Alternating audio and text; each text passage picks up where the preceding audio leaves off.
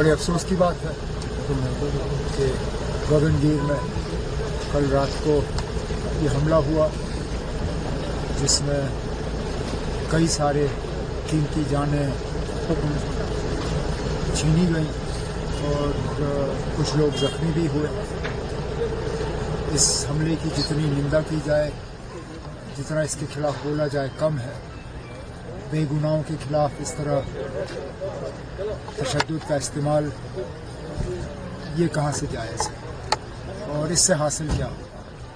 पिछले 35 साल से तो हम ये देखते आए हैं, लेकिन जम्मू कश्मीर में कुछ नहीं बदला। जो जम्मू कश्मीर के लिए मिलेगा वो पुरअमन एक माहौल में मिलेगा और जाहिर सी बात है इस हमले के पीछे वजह यह है कि वो दिखाना चाहते हैं कि जम्मू कश्मीर में हालात अभी पूरी तरह से साजगार नहीं है। अब इंतज़ामिया को, खासकर पुलिस और सिक्योरिटी फोर्सेस को और ज़्यादा अपना रोल अलर्ट लेवल जो है उसको मेंटेन करना होगा और ये देखना होगा कि इस तरह के हमले ना हो। हमने इस तरह का हमला खासकर एक बड़े प्रोजेक्ट पे बहुत सालों के बाद कश्मीर में देखा। इससे पहले शायद अगर मुझे याद है तो इरकॉन के कैंप पे जब रेलवे टनल का प्रोजेक्ट चल रहा था उस दौरान हमला हुआ, तो तब के बाद ये पहली बार है।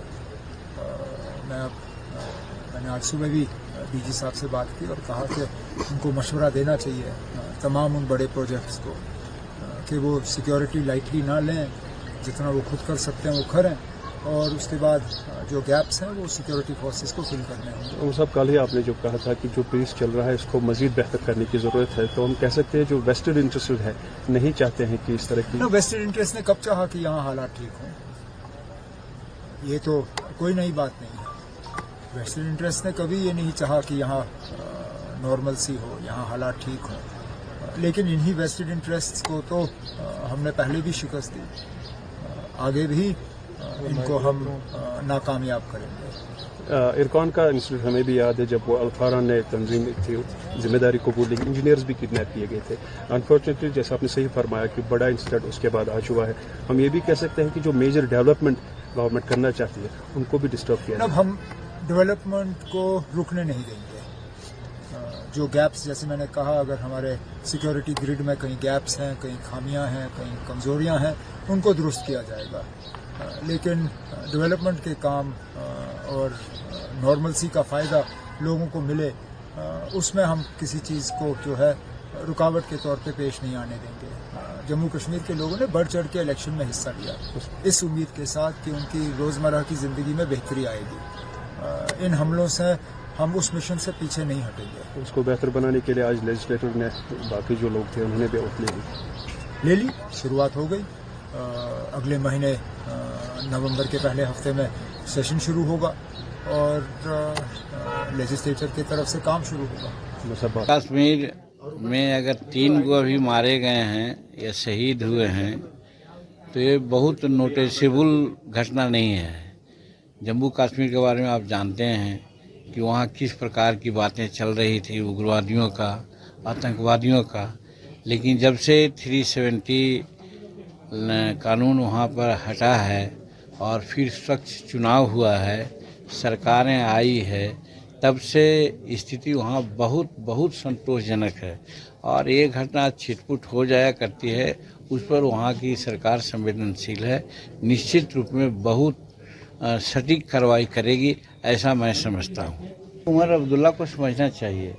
उमर अब्दुल्ला, कांग्रेस, ये सब लोग जो वहाँ एक हो करके वहाँ सरकार बनाए हैं, और ये लोग प्रायः पाकिस्तान समर्थक बातें किया करते थे पहले, और अब जब सत्ता उनके हाथ में आई है तो उनको कंट्रोल करना चाहिए। जैसा पहले मैंने कहा कि कोई भी सरकार है नहीं चाहती है कि उसके यहाँ लॉ एंड ऑर्डर खराब हो, लेकिन जब इनके बनते इस प्रकार की बात आ रही है तो कहा जाता है कि जब तक सत्ता नहीं आती है तब तक कुछ लोग बोलते हैं, लेकिन जब सत्ता आ जाती है तो उसको समझना चाहिए। तो अब भी अगर पाकिस्तानी परस्ती बात करेंगे और आतंकवादियों को आने देंगे तो मैं समझता हूं कि देश के लिए बहुत खतरनाक स्थिति है। मैं समझता हूं और आशा करता हूं कि उमर अब्दुल्ला ऐसी घटना न करने देंगे और जो भी घटना घटी है उसके खिलाफ जरूर वो कार्रवाई करेंगे। बीजेपी तो काफ़ी सीट से वहाँ लड़ रही है, 68 सीट या 65 सीट पर है। जहाँ तक हम का सवाल है, हम अपने राष्ट्रीय अध्यक्ष से 2-3 दिन पहले बात किया था, इसने कोई दावा पेश नहीं किया है।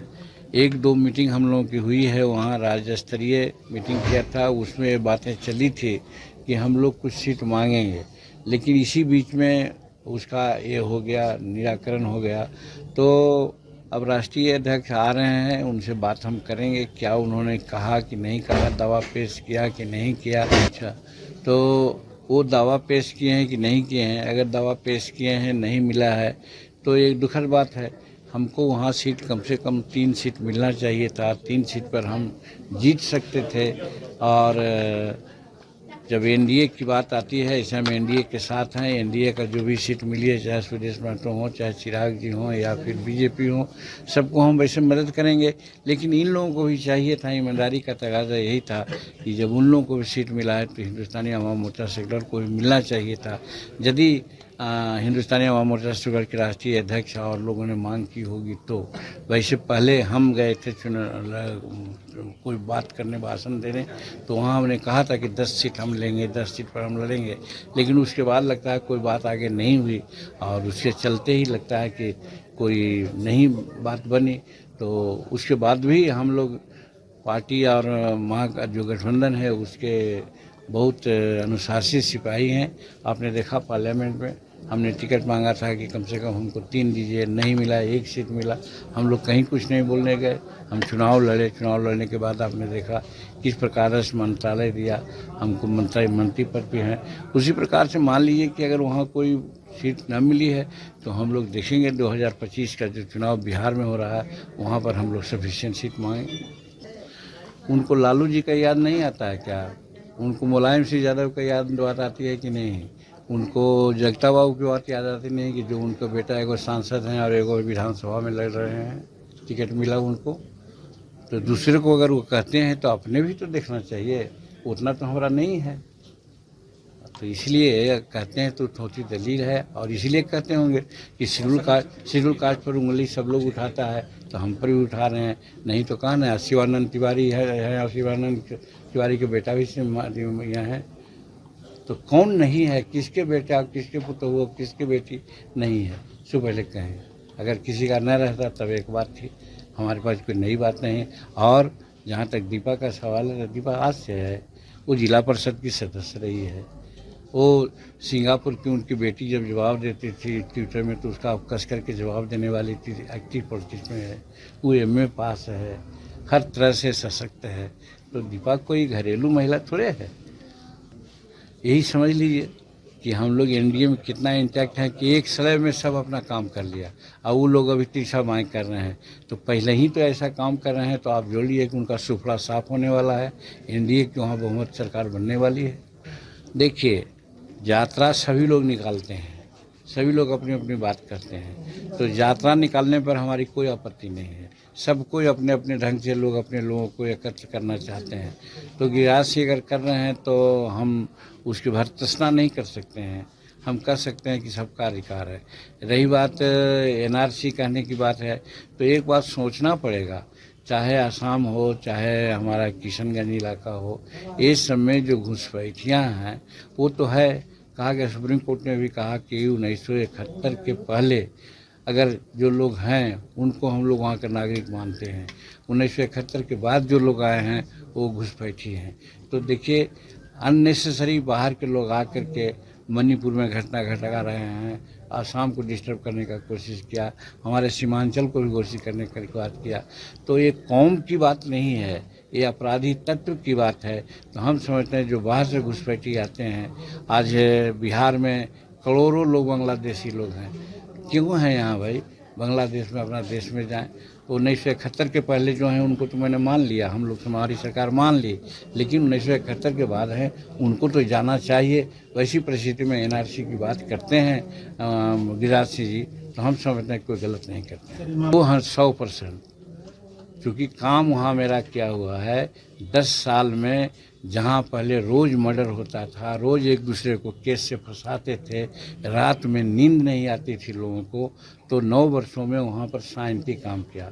शांति काम करके वहाँ 24-25 को ऐसे ऐसे पुल, जहाँ पुल लोग दर्शन नहीं करते थे वो बनाया, सैकड़ों सड़कें बनाई है और समाज में मिल करके सब लोगों से संबंध स्थापित करके मिलजुल करके सब लोगों को एक करने का प्रयास किया है।